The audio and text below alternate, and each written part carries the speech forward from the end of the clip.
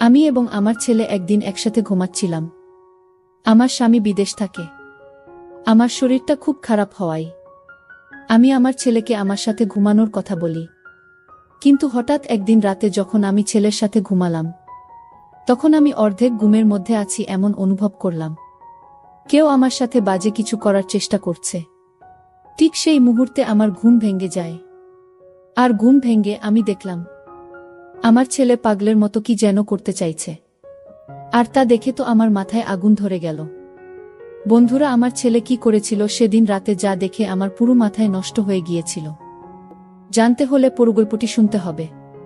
তাহলে চলুন বন্ধুরা, গল্পটি শুরু করি। গল্পটি শুরু করার আগে বন্ধুরা, তোমাদের নিকট আমার বিশেষ অনুরোধ, দয়া করে তোমরা আমার চ্যানেলটি সাবস্ক্রাইব করে আমাকে সাপোর্ট করবা। আমি পূর্ণিমা। আমি দেখতে খুবই সুন্দরী, লাবণ্যময়ী।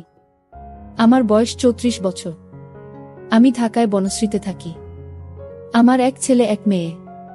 মেয়ের বয়স 12 আর ছেলের বয়স 16। আমার বিয়ে হয়েছে এক প্রবাসী স্বামীর কাছে। বিয়ের কিছুদিন পর আমার স্বামী বিদেশে প্রবাসে চলে যায়। তারপর থেকে আমাকে অনেক কষ্ট করতে হয়েছে। একটি ছোট্ট ছেলেকে নিয়ে আমার খুব কষ্টে দিন কাটছিল। দেখতে দেখতে আমার ছেলে এবং মেয়ে উভয়ই বড় হয়ে গেল। বর্তমানে আমার ছেলের বয়স 16 আর মেয়ের বয়স 12। দুই ছেলে মেয়ে নিয়ে খুব সুখের সংসার আমার। তারা দুজনেই পড়ালেখায় ব্যস্ত। কিন্তু মনের মধ্যে একটাই কষ্ট আমার। বিয়ের পরে প্রায় বেশিরভাগ দিনেই আমি স্বামী ছাড়া থাকতে হয়েছে। বলতে পারেন আমি খুব একটা বেশি স্বামীর আদর পাই নাই। কারণ সে বিদেশ থেকে মাঝে মধ্যে ছুটিতে আসত আর অল্প কিছুদিন থেকে চলে যেত। তারপর আবার 5 বছর পর 3 থেকে 4 মাসের ছুটি নিয়ে আসত। তারপর আবার চলে যেত। তাতে আমার কিছু হতো না। মনের কষ্ট মনেরই রয়ে যেত, বরং আরো আগুন জ্বালাইয়া তুইয়ে চলে যাইত। তারপর কিছু দিন শুধু কালি চটপট করতাম। এইভাবেই চলত আমার জীবন। তাই বলছি বন্ধুরা, স্বামীর আদর আমার জীবনে খুব কমই পাইতাম। কিন্তু আমার কি ভাগ্য বন্ধুরা, সেই স্বামীর আদর, সোহাগ, মায়া, মমতা সব দিয়ে ভরিয়ে দিয়েছিল আমার ছেলে অনিল। আমি কখনো কল্পনাই করতে পারি নাই যে আমার ছেলে অনিল আমাকে এত সুখ দিবে। বন্ধুরা, আমার ছেলে অনিল, সে ক্লাস এসএসসিতে পড়তেছে। দেখতে খুব সুন্দর শান্তর, আমার মতোই হয়েছে। আমার ছেলেও হ্যান্ডসাম, অনেক স্মার্ট। যে কোনো মেয়ে দেখলেই আমার ছেলের প্রেমে পড়ে যায়। আমি আমার ছেলের প্রতি অনেক যত্ন নিতাম, মানে অনেক ভালোবাসতাম আমার ছেলেকে। সবসময় আমার ছেলের সাথে আমি ফ্রি থাকার চেষ্টা করতাম। আমার ছেলের সাথে আমি বন্ধুর মতো সব সময় আচরণ করতাম। বন্ধুরা, একদিন রাতের ঘটনা। আমার ছেলে ওয়াশরুমে গিয়েছিল। ওয়াশরুম থেকে বের হতে একটু দেরি হচ্ছিল। হঠাৎ করে আমার ছেলের মোবাইলে একটি মেসেজ চলে আসলো। মেসেজটি দেখে আমি খুব হিমশিম খেয়ে গেলাম। মেসেজটা খুব বিশ্রী ভাষায় লেখা ছিল। তবে বন্ধুরা, এইটুকু বুঝতে পারছি যে মেয়েটি আমার ছেলেকে মেসেজটা দিয়েছে, সে নিশ্চয় আমার ছেলের খুব পরিচিত এবং সে আর আমার ছেলের মধ্যে নিশ্চয় খারাপ কোনো সম্পর্ক আছে। প্রকৃতপক্ষে মেসেজটি দেখে আমার মন খারাপ হয়ে গেল। মেসেজটি দেখে আমি মনে মনে ভাবলাম, কে এই মেয়ে? তাহলে কি আমার ছেলে এই মেয়ের সাথে সম্পর্কে জড়িয়ে গেল? আমার ছেলে কি তাহলে নষ্ট হয়ে গেল? যদি তাদের মধ্যে এরকম ধরনের সম্পর্ক নাই থাকে, তাহলে কেনই বা এই মেয়েটি এরকম বিশ্রী মেসেজ দিবে? মেসেজটি দেখে আমার মনটা খারাপ হয়ে গেল। মনে মনে ভাবলাম, তাহলে আমার ছেলেকে কি আমি জিজ্ঞেস করব মেয়েটিকে? কিছুক্ষণ ভেবে তারপর ভাবলাম, যদি আমি আমার ছেলেকে জিজ্ঞেস করি, তাহলে সে হয়তো কষ্ট পাবে না। আমাকে বিকল্প চিন্তা ভাবনা করতে হবে। যেভাবেই হোক এই মেয়ের কাছ থেকে আমার ছেলেকে বাঁচাতে হবে। তা না হলে আমার ছেলের পড়ালেখা সহ আমার ছেলের ভবিষ্যৎ একেবারেই শেষ। পরের দিন আমার ছেলে স্কুলে যাবে। ছেলের পেছন পেছন আমিও গেলাম। কিন্তু আমার ছেলেকে বুঝতে দিলাম না যে আমি তাকে ফলো করছি। স্কুলে যাওয়ার কথা বলে আমার ছেলে দেখলাম স্কুলে না গিয়ে সে অন্যদিকে যাচ্ছে। আমি ওর পিছন পিছন ছুটলাম। কিছুক্ষণ যাওয়ার পর দেখলাম একটা মেয়ে আমার ছেলের জন্য দাঁড়িয়ে রয়েছে। আমার ছেলেও তার কাছে চলে গেল এবং তারা সেখান থেকে অন্য কোনো এক জায়গা চলে যাচ্ছে। আমি তাদের পিছন পিছন গেলাম। যাওয়ার পর দেখলাম তারা এমন এক জায়গায় গেল যেখানে মানুষ সচরাচর যায় না। একেবারে নির্জন জায়গা। খুব কম মানুষই সেখানে যায়। আমার আর বুঝতে বাকি রইল না। আমার ছেলে নষ্ট পথে চলে যাচ্ছে, যে পথ মোটেও তার ভবিষ্যতের জন্য ভালো না। তারপরেও তারা সেই নির্জন জায়গায় কি করে, তা জানার জন্য এবং তা নিজের চোখে দেখার জন্য চুপি চুপি সেখানে গেলাম। আমি দেখতে পেলাম তারা জঙ্গলে একটি খুঁড়ে ঘরের ভিতরে প্রবেশ করছে, তাও আবার ভাঙ্গা। মনে হচ্ছে অনেক দিনের পুরনো। চোখের পলকেই তারা দুজন সেখানে ঢুকে গেল। আমিও চুপি চুপি তাদের পিছনে গেলাম। ভাবলাম আজকে তাদেরকে হাতে নাতে ধরবা। তারা ঘরে প্রবেশ করার পর আমি চুপি চুপি করে সেই ঘরের জানালার পাশে গেলাম। তারপর আমি সেই খুঁড়ে ঘরের জানালার পাশ দিকে একটু উকি দিলাম।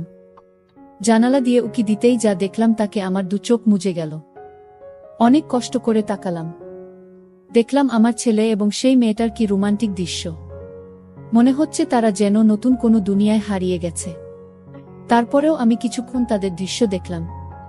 সেই সাথে আমার চোখ চলে গেল আমার ছেলেই সেই ইন্টারেস্টিং জায়গায়।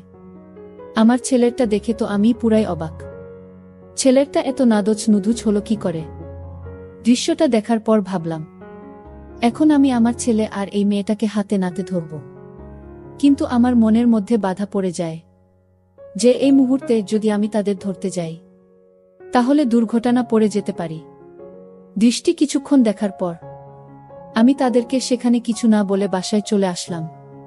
তবে দৃশ্যটি দেখার পর বারবার তাদের সুন্দর দৃশ্য চোখের মধ্যে ভাসতেছে। আমি খুব চিন্তায় পড়ে গেলাম। মনে মনে ভাবতে লাগলাম কি করা যায়। আর এইসব যদি তার বাবা শোনে তাহলে আমার সাথে অনেক ঝগড়া করবে, রাগারাগি করবে এবং কি আমাকে মারধরও করতে পারে।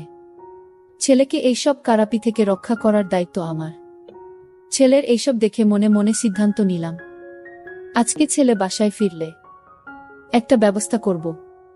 মনে মনে এও ভাবতে লাগলাম কি ব্যবস্থা করব, কি করা যায়। এসব বিষয় তো আবার কারো কাছে শেয়ার করা যায় না। অনেকক্ষণ ভাবতে ভাবতে মাথায় একটা আইডিয়া এলো, আর এই আইডিয়াটাকেই কাজে লাগানোর চেষ্টা করলাম। প্রায় সন্ধ্যা বেলা আমার ছেলে স্কুল থেকে বাড়ি ফিরল। আমি বললাম, বাবা অনিল, তোমার স্কুল থেকে আসতে এত দেরি হলো কেন? অনিল বলল, মা স্কুল শেষে প্রাইভেট পড়ছিলাম, তাই আমার আসতে একটু দেরি হয়ে গেল। ছেলের এমন গোছানো মিথ্যা কথা শুনে আমি অবাক হয়ে গেলাম। আমি তো বুঝতেই পারছি সে কোথায় থেকে বাড়িতে ফিরল, কিন্তু আমি তাকে বুঝতে দিলাম না। আমি ভাবলাম, যদি আমি তাকে কিছু বলি তাহলে হয়তো এতে হিতের বিপরীত হয়ে যেতে পারে। তাকে আমার কৌশলে বসে আনতে হবে। সেদিন থেকেই আমার ছেলের সাথে প্রেমের অভিনয় শুরু করি, যাতে কোনো মেয়ে আমার ছেলেকে নষ্ট না করতে পারে এবং আমার ছেলেকে আকৃষ্ট না করতে পারে। সেজন্যই আমার এই চিন্তা ভাবনা। কিন্তু এই চিন্তা ভাবনা যে এত গভীরে চলে যাবে তা কখনো কল্পনাও করতে পারিনি। সেই দিন রাতে আমি আমার ছেলেকে বললাম, বাবা অনিল, তোমার মুখ এমন দেখাচ্ছে কেন? অনিল বলল, না মা, কিছু না। তারপর আমি বললাম, অনিল, আজকে তোমার সাথে আমি একটু গল্প করব। অনিল বলল, মা, কিসের গল্প? আমি বললাম, অনিল, তোমার সাথে আমার অনেক কথা আছে। চলো আজকে আমরা আগে একটু গল্প করি, তারপর কথা বলি। আর সেই সাথে আমি নিজেকে একটু অন্যরকম ভাবে উপস্থাপন করলাম, যাতে সে আমাকে দেখে আকৃষ্ট হয়। আমি তার সাথে ওপেন ভাবে চলার চেষ্টা করলাম। তারপর অনিল দেখছি মাঝে মাঝে আমার দিকে তাকাচ্ছে, আর কি যেন ভাবছে। তারপর তার সাথে আমি অনেকক্ষণ গল্প করলাম। গল্পের করতে এক সময় আমি অনিলকে বললাম, বাবা, আমার গা খুব ব্যথা করছে, একটা মেসেজ করে দাও। আমার কথা শুনে অনিল আমার দিকে হা করে চেয়ে রইল। অনেকক্ষণ ছেলে সেবা পেয়ে আমার ঘুম ঘুম ভাব পেল। তারপর আমি অনিলকে বললাম, বাবা অনিল, আজকে আমার খুব খারাপ লাগতেছে। তুই আজকে আমার এখানে থাকবে? কেন জানি আমি আমার ভয় ভয় লাগতেছে। অনিল বলল, আচ্ছা ঠিক আছে মা। তারপর আমি আর আমার ছেলে অনিল একসাথে ঘুমিয়ে পড়লাম। রাত যখন গভীর হলো তখন আমি বুঝতে পারলাম কেউ যেন আমার সাথে চুপি চুপি অন্যরকম কিছু করার চেষ্টা করছে। অনেক দিন পর কারো এমন অবস্থা অনুভব করতে পেরে আমার ঘুম ভেঙে গেল। আমি বুঝতে পারলাম নিশ্চয় আমার ছেলে অনিল, কারণ আমার রুমে তো অনিল ছাড়া আর কেউ নাই। তারপরেও আমি ঘুমের ভান ধরে পড়ে রইলাম, বুঝতে দিলাম না আমার ছেলে অনিলকে। মনে মনে ভাবলাম দেখি অনিল আমার সাথে কি করে। কিছুক্ষণ পর অনিল ভাবল, হয়তো আমি ঘুমিয়ে পড়েছি। সে তার ইচ্ছামতো বিভিন্নভাবে আমার সাথে বিভিন্ন রকম অদ্ভুত আচরণ করা শুরু করল। আমি ভাবলাম মনে হয় আমার ছেলে পাগল হয়ে গেছে। আর তা না হলে সে আমার সাথে এরকম অদ্ভুত আচরণ করবে কেন? তারপরও আমি নীরব থাকলাম। যখন সে খুব বেশি পাগলামি করতেছে, তখন আমার ঘুম ভেঙে যায়। আমি সজাগ হয়ে বললাম, অনিল তুমি কোথায়? কি করছো? সে আমার সজাগ হওয়া দেখে বোকা হয়ে গেল। আমি বললাম, অনিল সমস্যা নাই, তোমার যা ইচ্ছা তা করো, কিন্তু বাবা আমার একটা শর্ত আছে, তোমাকে আমার ওই শর্তটা মানতে হবে। তখন অনিল বলল, মা কি শর্ত শুনি। তখন আমি বললাম, অনিল আজকে আমি দেখলাম তোমাকে, তুমি একটা মেয়ের সাথে একটা জায়গায় গেছো। যেখানে তুমি গিয়েছিলে সেই জায়গাটা ভালো না, তবে তোমাকে কথা দিতে হবে তুমি আর কোনোদিন সেই জায়গায় যাবে না। এর বিনিময়ে তুমি আমার কাছে যা চাইবে তাই পাবে। বাচ্চা ছেলেদের মতো আমার সাথে মাথা নাড়াতে নাড়াতে বলল, আচ্ছা ঠিক আছে মা, আমি আর কোনো দিন সেখানে যাব না। তারপর আমি বললাম, অনিল আমি বুঝতে পেরেছি, তুমি বড় হয়েছ, তোমারও চাহিদা আছে। যদিও আমরা তোমাকে এখন বিবাহ করাতে পারবো না, যতদিন আমরা তোমাকে না বিবাহ করাবো ততদিন তুমি আমার মাধ্যমে তোমার কাজ চালিয়ে যাবে। সব কথার এক কথা হচ্ছে, এক কথায় তোমাকে ওই রাস্তা থেকে ফিরে আসতে হবে। তখন অনিল বলল, আচ্ছা ঠিক আছে মা। তারপর আমি আমার ছেলেকে বললাম, অনিল তুমি তোমার কাজ শুরু করো। মাত্র 16 বছর বয়সের ছেলে, তারপরও গায়ে প্রচুর শক্তি। আমার 16 বছরের ছেলের কাজ করার এত কৌশল দেখে আমার মাথা ঘুরে গেল। মনে হলো যেন আমি জীবনের সমস্ত সুখ খুঁজে পেয়েছি। কি বলবো বন্ধুরা, আমার ছেলের এই ব্যাপারে এত কৌশল জানে তার আমার কল্পনার বাইরে। মনে মনে ভাবলাম, ছেলে তো দেখি তার বাপের চাইতে আরো 10 গুণ বেশি পাওয়ারফুল। কি বলবো বন্ধুরা, সেদিন মনে হয়েছিল আমি নতুন কোনো সুখের ভুবনে হারিয়ে গিয়েছিলাম। সে এরকম কৌশলেই ব্যবহার করেছিল, তা আমি আগে কখনো কল্পনাও করতে পারি না। তার একদিনের কাজের ফলে প্রায় 1 সপ্তাহ পর্যন্ত আমি খারাপ অবস্থায় ছিলাম। তারপর প্রতিদিনই আমার ছেলে অনিল এবং আমার এক অন্যরকম মাস্তি হতো, যে মাস্তির রহস্য আজও পর্যন্ত কেউ জানে না।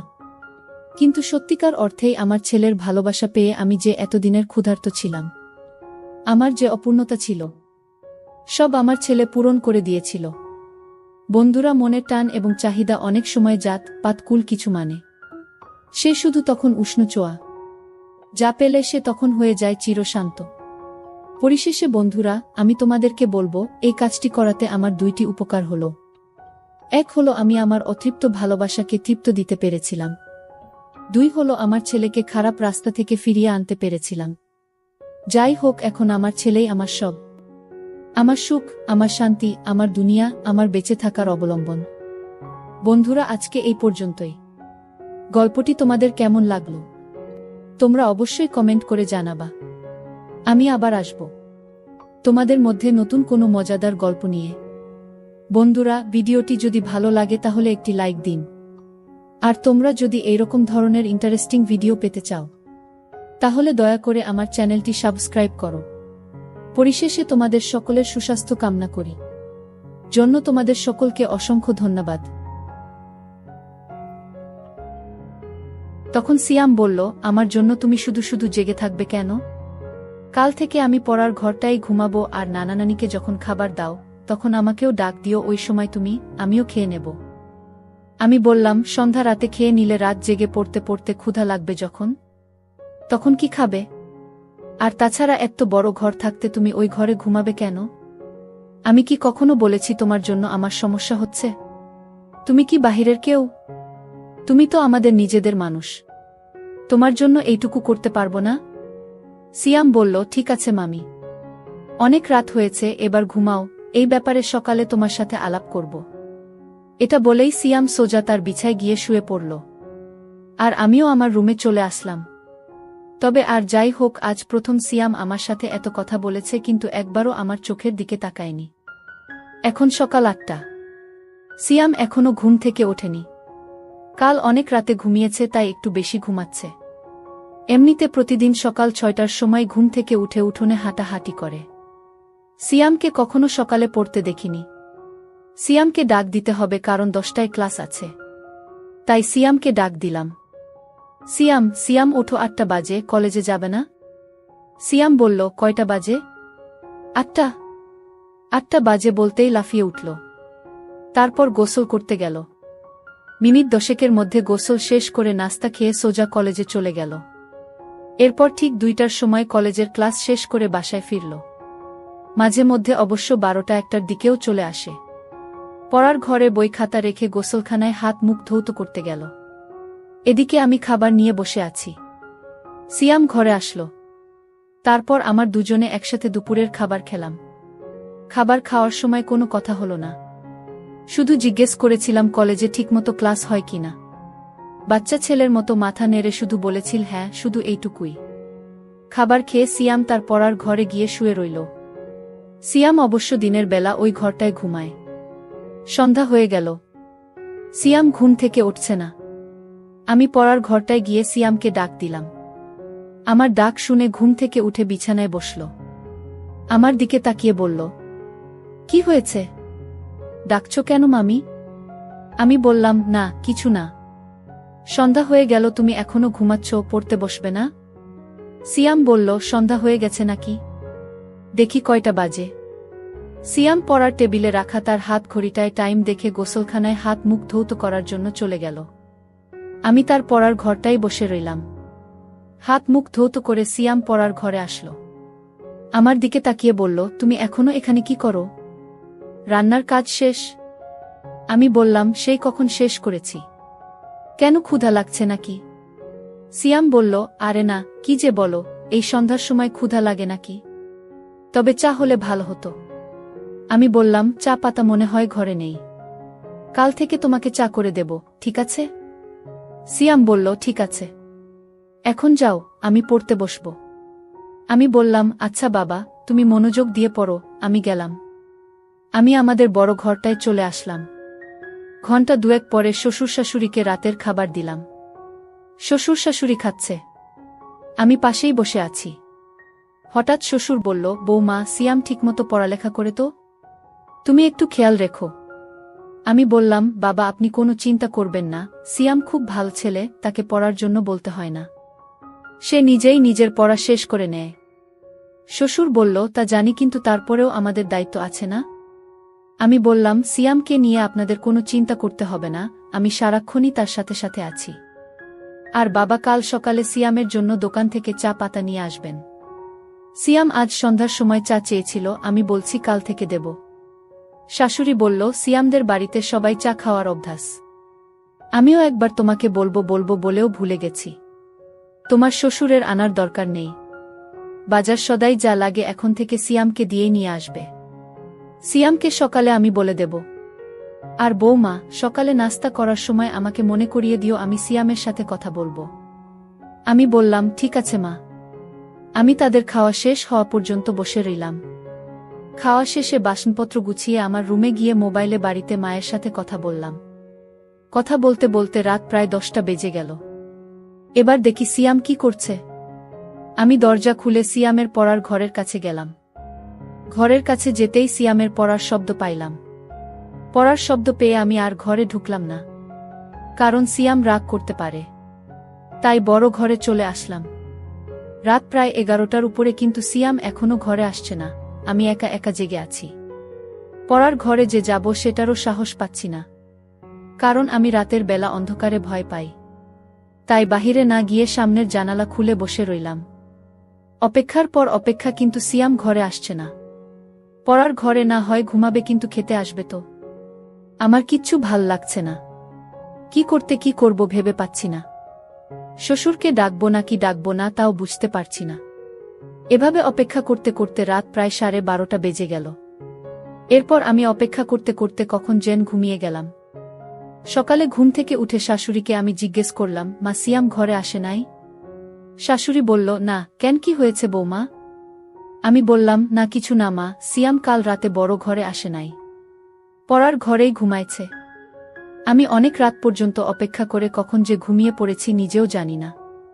শাশুড়ি বলল, কি বলো বৌমা? সিয়াম পড়ার ঘরে ঘুমাবে কেন? এই ঘরে কি তার সমস্যা হয়? আমি বললাম, কি জানি মা। আমি তো সারাক্ষণই তার খেয়াল রাখি। আমার মনে হয় সিয়াম আমাকে লজ্জা পায়। আচ্ছা মা, আমাকে লজ্জা পাওয়ার কি আছে? আমি তো ওর মার মতোই, তাই না? শাশুড়ি আমাকে বলল, সিয়ামকে ডাকো। সে তোমাকে লজ্জা পাবে কেন? তুমি তো তাকে অনেক খাতির যত্ন করছো, সেটা তো আমি নিজেই দেখছি। তাহলে সে এমন করবে কেন? এটা তো ঠিক না। সে এখানে লেখাপড়া করবে, যখন যা লাগবে তোমাকে বলবে, তুমি না দিলে আমাদের বলবে। আর তুমি তো আমার লক্ষ্মী বৌমা, কত সুন্দর করে সংসার